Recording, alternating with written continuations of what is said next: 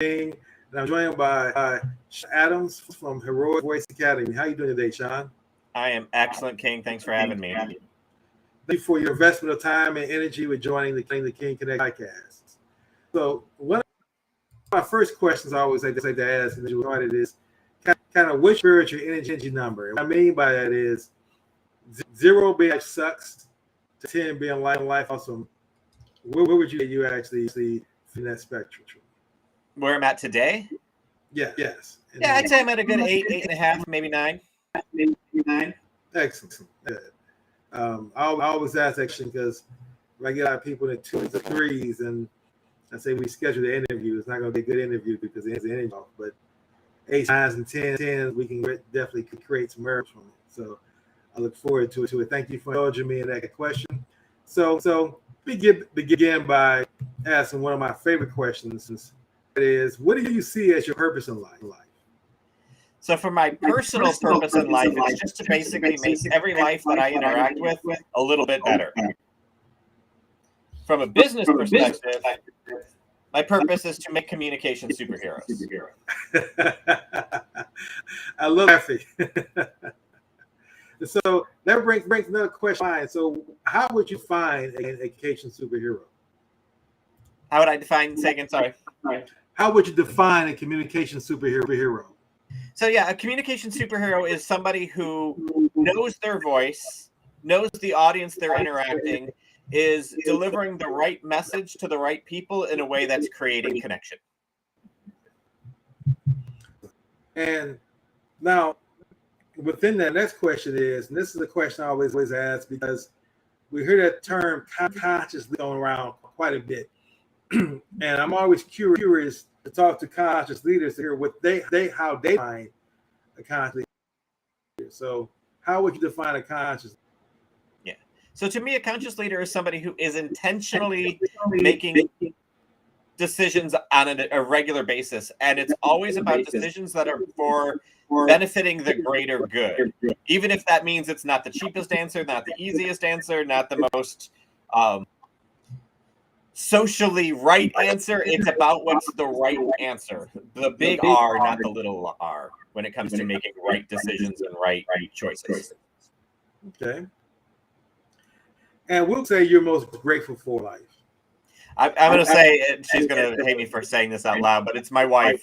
She's awesome. She supports me in all my craziness. She's always calling me out on all my stuff. She doesn't let me get away with stuff, which is fabulous. She's always supporting me in everything I'm doing. She's just an amazing gift in my life.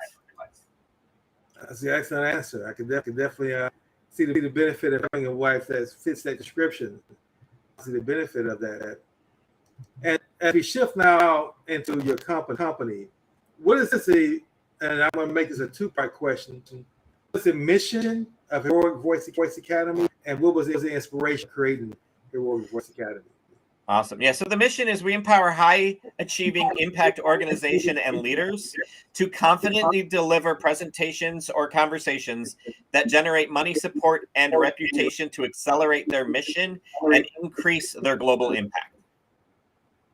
And so then the inspiration was, this was really a couple of us that were in the personal development realm for a good decade or two, all kind of realizing that there was a lot of selling hope happening in the world of personal development. And we wanted to create something that had a much stronger purpose behind it, that still created impact in the lives of the people we interact with, but in a way that isn't just a false get rich quick scheme, but something that they can use, that they're going to use for the rest of their lives to create a better environment for themselves, their businesses, their families, their relationships, and creating that massive global impact all along the way. Love it. I love the global impact aspect of it. I'm curious, before we move on, why the emphasis on a global impact? You know, it's one of those things that we realize that we have to be bigger than ourselves in what we're doing every day. And we want to interact and work with folks who think the same way. If you're just worried about making your next buck, or if you're just worried about, the next follow on Instagram. That's probably not the kind of people we want to work with, because that's not who we are. We know that we were here. We have amazing gifts and skills and abilities, and we need to be using them in ways that are benefiting as many people as possible. So that's where that global impact comes in. We want to work with folks who even if currently they're not having what they seem to feel is global impact, that's a goal that they have. They want to become big enough to make a big enough change in the world to actually achieve global impact. Understood. What are some of the common mistakes you see small micro businesses make with regards to their communication strategies? Yeah. The first one is always the one that we run into, which is just winging it. They just like, oh, you know what? I got a presentation. I'm sure I'll say what I want to say. I'm sure it'll be fine. Like, winging it doesn't work, because if you don't have a clear outcome that you want, you don't know how you're going to get there. You're going to fail at creating the outcome that you need to create. The second mistake everybody makes is not practicing every day. Communication and communication skills are like any muscle in the body. If you want to get a bigger bicep, you got to go to the gym and actually work that muscle on a regular basis. If you want to be able to communicate more effectively, you've got to work your communication muscles as well. And then the last one, and this comes from the time I had spent building it with Habitat for Humanity, is you've got to have a strong foundation. The first thing I ever learned in helping to build houses was, I don't care how good your walls are, how good the roof is, whatever. If you don't have a good solid foundation it's built on, then you're not going to be able to have the rest work very effectively. So you've got to have a strong foundation for what your communication is going to be. And for us, that's all about your vision, where you're going, your values, what do you stand for, and your vows, how you're going to show up. When you have those three things clear, you can have any conversation, because you always go back to those three core foundational pieces. I love it. I definitely see the value and stand the value as well. And like you said, I've had situations where ego tells me I can wing it. I don't get the desired result from a kind of conversation as a result of just trying to wing it. So I definitely see the important and necessity of having an organization like this work to define those communication strategies. And which, I'm sorry, go ahead. I was just going to say, I was going to tell it myself. I got it. Like, you and I talked a little bit about what we're going to discuss today. I have my answers written out. I spent some time. I blocked the hour prior to this out to go through, practice the answers, make sure they felt right. I was actually communicating what I wanted to. That's what I mean by preparation. You got to put that time in. Hopefully, I'm coming over nice and clear to all of you, because I put in practice time. I love that. I love that. Definitely something to learn from, for sure. Speaking of which, can you provide an example of a core strategy that you developed previous client? What impact it had on their return on their investment? Yeah, I'd say the one that consistently has impact. There's two that consistently have impact. Understanding the outcome that you want, the ROI you want. You either want money, support, or reputation. That's just the truth in any conversation. But you got to know which of those three, or which combination of those three you're actually going for. Because if you don't know your destination, what's the point of getting in the car? The second one that really is life-changing for most of the people we work with is this concept of the connection triangle. And it's, how do you create connection with your audience? Everybody's worried about what they're going to say in their slides. But if you don't actually make the connection with the audience, like I'm looking directly at my camera because that's as best I can do at looking at people in the eye as I'm talking to you. But this idea of creating connection is key. And what most people don't realize is there's 3 layers to connection, or there's 3 sides to the connection triangle, and there's 2 depths of connection you have to create. So when you create, we okay if I do a quick little teaching for everybody?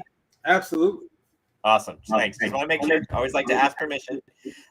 So the idea is the connection triangle. So the idea is there's you, there's your audience, and then there's your message.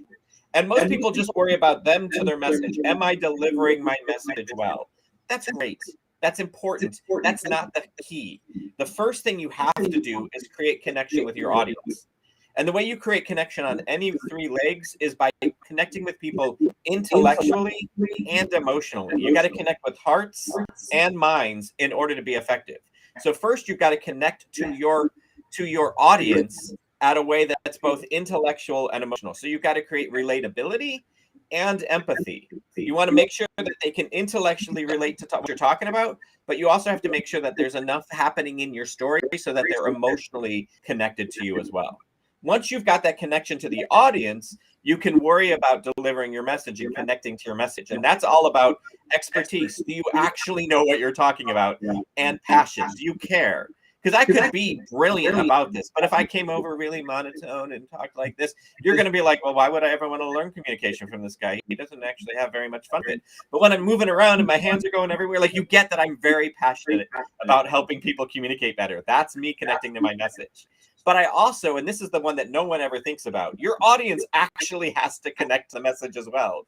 They have to understand this connection happens. So they have to understand your message and make it something that they can connect to. So that means they have to first comprehend it. So I don't use a whole lot of geek speak. I don't use a whole lot of lingo and acronyms and all that stuff. I just talk plain because that helps any audience be able to understand what I'm saying. And then I want them to engage. And so it's a little hard to engage when I'm just here on a podcast with you. But the idea would be, like, I could ask you, King, like, do you understand what are the three parts of the connection triangle? What are the three corners of that triangle? So let's see how well you were listening. Not to mean to put you on the spot. The message, the audience, and you. Me, yes. Me. You. Yep, you got it. You, audience, message, and you got to make those three connections going on. But that's what we mean by engagement, because now by getting you to repeat it, getting you to say it out loud, now it's going to sink in a little bit more, and you're going to understand the concept a little bit better. That's what we mean by getting the audience engaged with the message. So thanks for letting me go off on that little tangent there, King. Oh, I appreciate it. It's something I'm learning through you as well. So thank you for that. And I'm actually pitching a triangle in my mind now that you've taken down that path. So it's definitely going to be there. I want to continue to think about that, the context. Now, here's another question I'm curious about when I talk to the conscious leaders, and that is what are you getting to? So I'm going to take this from a slightly different tangent. What I commit to is taking the complex and making it simple. I could go into what am I committed to from the sustainability goals of the UN and all these other worlds, but really I'm not going to be able to successfully achieve those other outcomes unless I'm able to help take the complex and make it simple to easy understand. That then leads me to helping make sure that I'm fighting hunger or homelessness or whatever it is that I'm committed to. So for me personally, homelessness is huge. That's the reason why I volunteered for Habitat for Humanity for a really long time. And also my wife and I are huge pet lovers. So we're always looking to support organizations and groups that are no-kill shelters, those kind of things, to make sure that the animals that get the love that they deserve as well. So there's why I am committed to stuff, and then also the specifics. The graphics, they're definitely simple, but they convey very well. Now, one decision in which you say you've made that's been the most significant or most important in your life? Yeah. For me, it was after getting my master's degree in college administration. I chose to not get a job right out of grad school, but instead I ended up going and spending half a year volunteering at the international headquarters for Habitat for Humanity in Americus, Georgia. And anybody who's ever been to Americus, Georgia, you're probably lying, because no one goes to Americus, Georgia unless you're going there for Habitat. It's got a movie theater and a Walmart. It's got not much going on. But it was one of those really important things that taught me the idea of giving back and seeing what passionate people can do with so little to be able to create so much significant change. It also led to many other things. It led to me being able to travel through Europe for 3 months. It led me to work in Germany for 2 years, which led me into the personal development world. Like it was that kickoff to my journey of life that's been very fulfilling. But it started from a place of humility, service, and giving back. You're right. I've never heard of Americus, Georgia until you said it. So you're absolutely right. That's not a part of Georgia I've heard previously. Yeah, no one has. It's okay. Now, as a person who is in it, I call myself into the building connections and building relationships. I have a whole process and key characteristics that I've come up with who I want to connect with. as well as within myself foremost, because I hold myself accountable to having these key characteristics that I look for in others. And so I'm curious, do you have any key characteristics that you have when you look for connections with other individuals? Yeah, I mean, one of them, of course, is that desire for impact.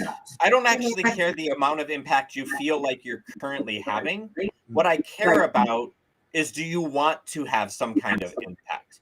And it's whatever impact is right for you. Some people, it's homelessness. Some people, it's helping pets. Some people, it's the food crisis.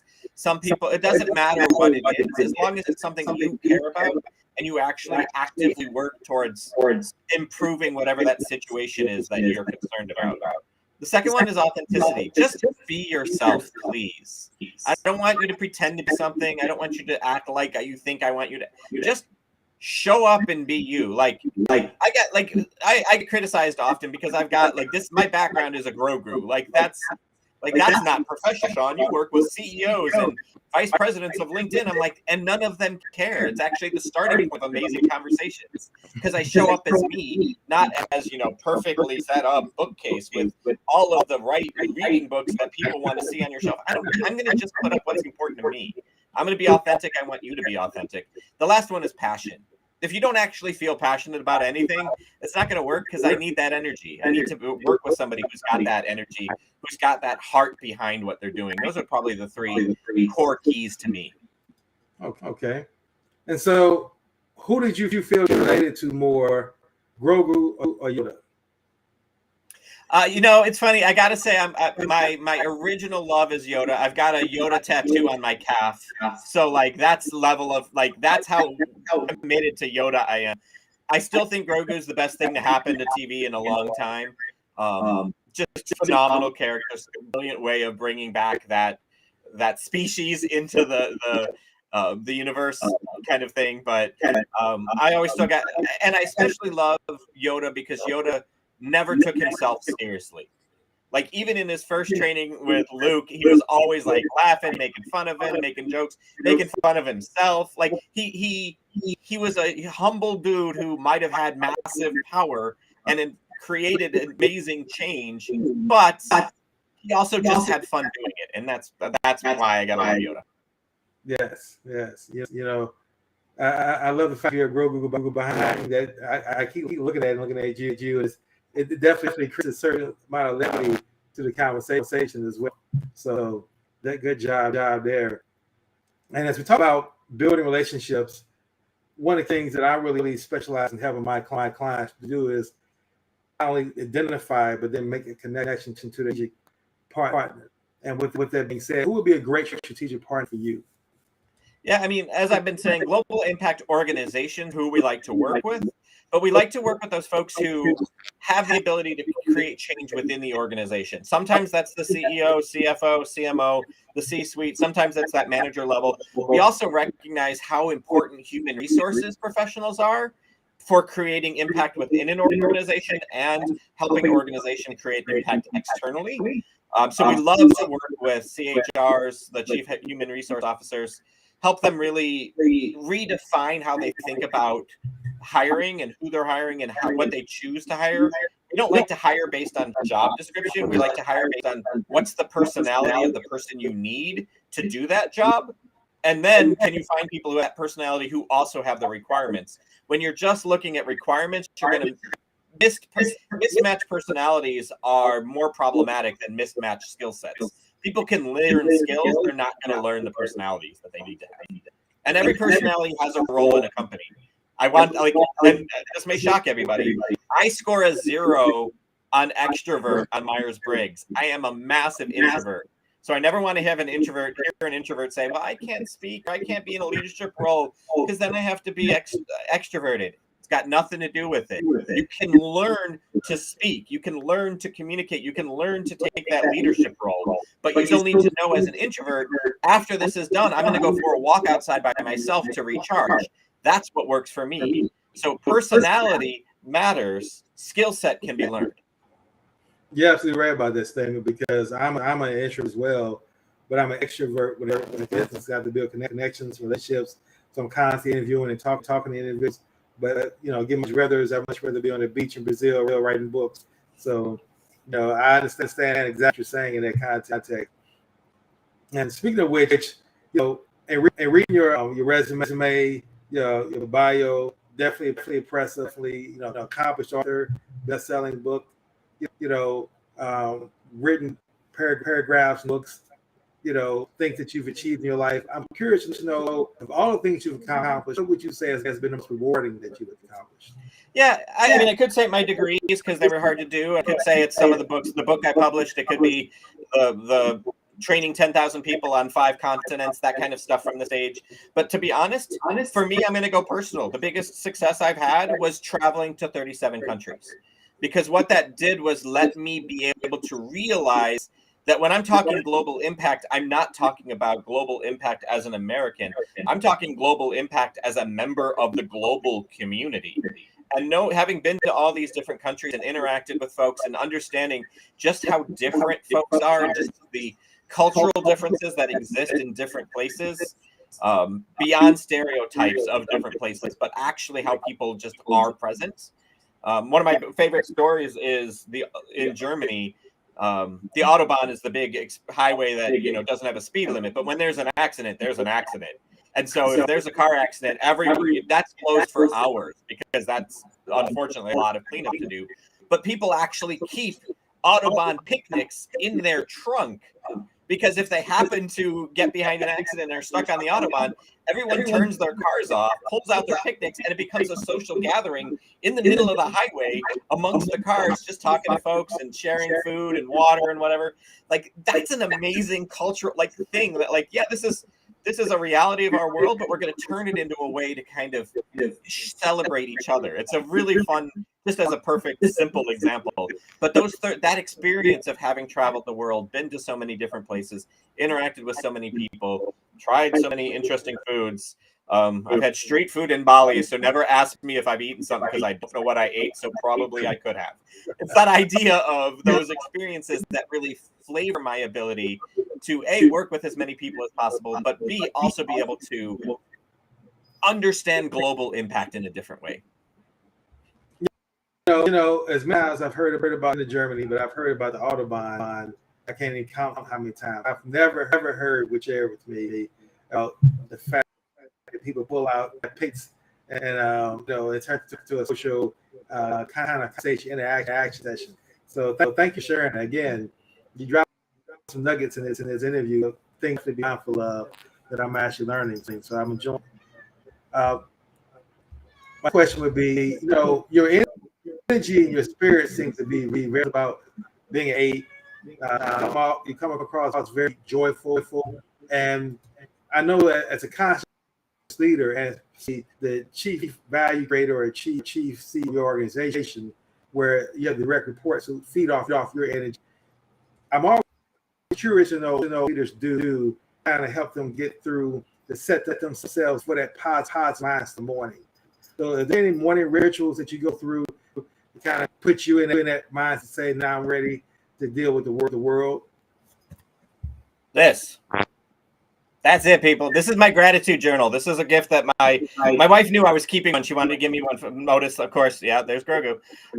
So this is every single night before I go to bed, I write down a list of everything I'm grateful for from that day.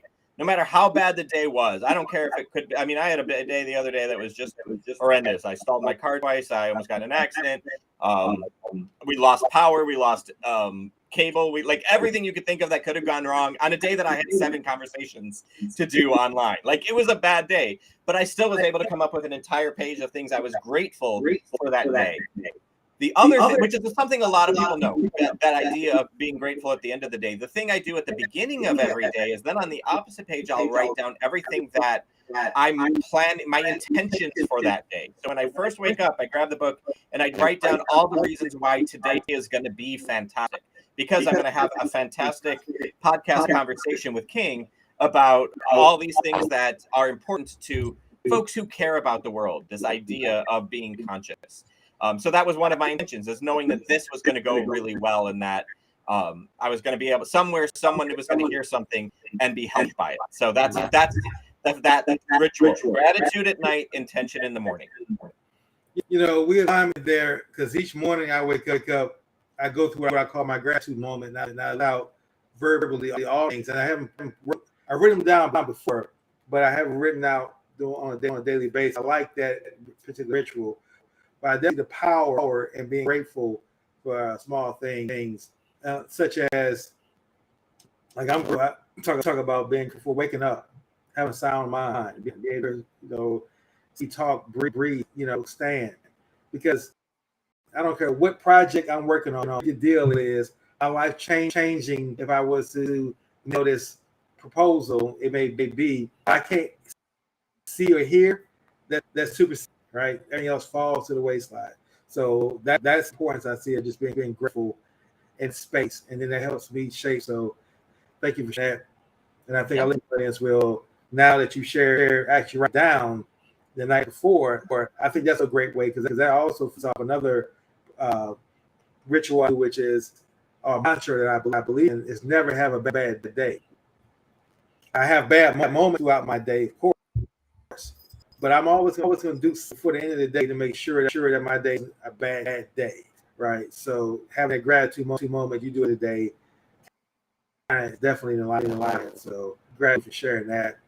And now my next two favorite questions, I would have all the questions I asked because I learned so much from individuals on these two answers. So, is king connection that you would like to meet? And let me kind of define what I mean by king connection.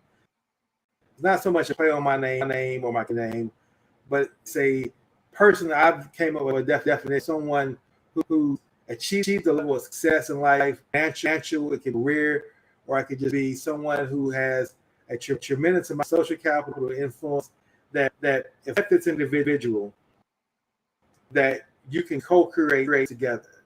It's not so much about this person as a fan, and it's about meeting this person and saying, listen, I could bring this to the table along with what you're doing, and right. And so for me, that person like Magic Johnson, not because he's a celebrity basketball player or ex-basketball player, it's because the fact he's a brilliant real estate developer, brilliant businessman, and he's a person that I've heard people I admire talk how he's with influence in their lives, and I believe I can co-create some great things around the conscious community that I'm building out. So my question for you: who would a connection be for you? It's funny. My wife and I have actually talked about this before. This idea of a king question came up. We always talk about like who would we want to sit down and have a glass of wine with, or something like that. And for me, I don't. He has his own wine. He might be up for this, but I'd say it's a whiskey. I would love to just sit down and have a whiskey with Snoop. And the reason is he's like that. When you were asking like who's that person that you want, like he has given so much back to his community that people don't know about, starting his own like Pee Wee football league just to give that people that confidence, that joy. He's helped restaurants rebuild. He's helped given houses to friends. Like he constantly is giving. People don't know that because he doesn't go out and brag about it and post about it. In fact, his Instagram and stuff, just wildly funny, weird stuff he finds. He doesn't brag about himself, but he's just that guy who's grounded, fun, happy, always doing cool stuff. And I just want to understand how he's been able to be himself in the face of everything that goes like that he gets attacked with on a regular basis. And so that would be that person for me. I'd love to just sit down and have a whiskey with Snoop. Interesting choice, definitely. But I can see the logic in it. Definitely interesting choice. So I love asking that question because people's answers are just. And then my last question is definitely one of my favorite, and that is, what book would you recommend that has either been the most influential in your life? You can just a book that's been the most influential in your, either one that spirit just feels compelled to share. Yeah, and so one of my hobbies is collecting antique books, and I found my pride and joy of my antique collection is this guy here. I keep them behind me to remind me of how important this is. And it's called The Master Key System by Charles Haanel.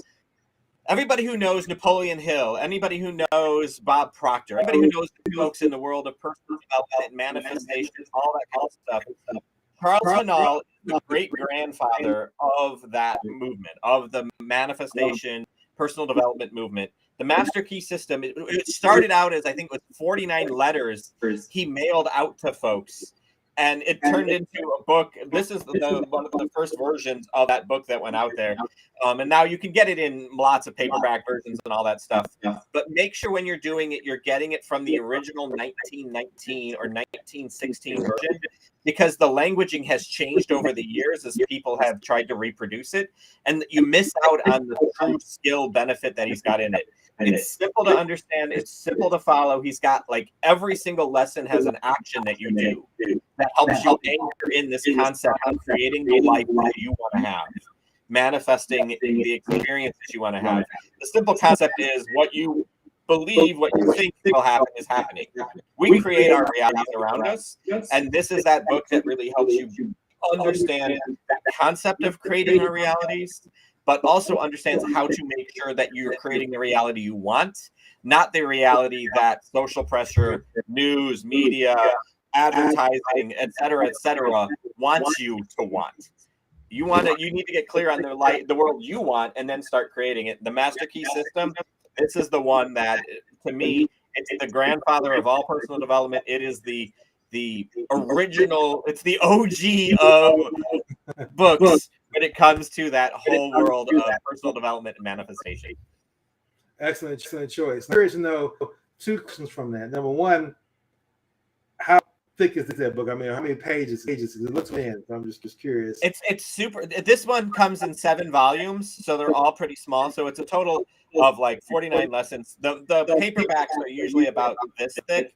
There's I mean, it's a decent, like, when you think about it, these are, because I was downstairs reading some of this. These are 5 of the 7 books. So add 2 more on this. And that shows you how much content there is in this. Like, it's a legit, and there's no fluff. He's not just giving you stuff to give you stuff. Every word in there is intentional and has power and effect in it. Thank you. And you answered my second question, which was, I saw it when you grabbed that book, it was multiple books. It looked like it. I was wondering, was it in volumes? And you answered that question. Yeah, most versions are 1 volume that has all the lessons together. This is just a unique, original copy that came out, that one of his first things that he printed. It's actually, he's the printer of this, not some production house. Like, this is his first version of producing his letters into a published document or published version. Excellent choice too. So again, thank you, Sean, for all the information you shared with us today. I still remember the communication triangle, me, and the person I'm connecting with, communicating with. Again, I have that triangle in my mind, that mental. And before we go, though, I'd like you to share any closing thoughts that you have for our listening audience, as well as your contact information if they want to get more information from you. Yeah. So closing thoughts is just take the time to understand what you care about. And know that what you care about matters. And make sure it's what you care about, not what other people tell you that you should care about. Part of the reason why I'm no longer in higher education is I watch too many of my students getting in debt to get a degree that their parents wanted them to get. It wasn't what they wanted to study. It's not what they were excited about. But their parents are like, oh, you should go to law school. So they would go to law school and then hate being a lawyer. Find out what's right for you. Take the time to listen to your inner voice of what's right for you. Don't worry about what other people think. That's number one. And then just take the time to do something about that every day.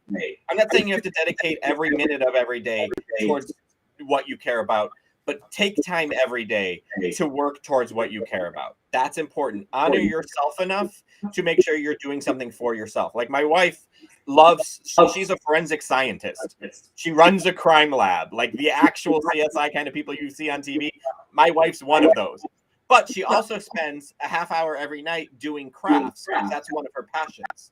So she likes the crime scene stuff, but she also loves to create. So she gives herself time every night to create. Not because it's going to, make her money or anything else. It just fills her soul with which keeps her energized when work can get ugly. That's the kind of stuff that's most important. And I would say, for connecting with me, the easiest way to do it is just find me on LinkedIn. I'm Sean Adams. It's Heroic Strategy. You can find me. It's super easy to find me, and or just go to our website, heroicvoice.com. Those are the two best options. Well, Sean, this has been a master class or a master in understanding how to communicate better. You give great nuggets, things I think going to take away. And I appreciate, again, the investment of the time and energy, and look forward to many things and different abilities that discussion can bring us. Thanks, King. I had a blast. And just so people know, my favorite place for street food actually was Ireland. It's not quite street food. It was kind of like the little hole in the wall stops to get fish and chips. Amazing fish and chips in Ireland. So I just wanted to share that as well. I saw somebody asked about street food. Fish and chips off a cart in Ireland, phenomenal. Excellent. And thank you for that. And listening, thank you all for listening to King Connections. This has been another great podcast.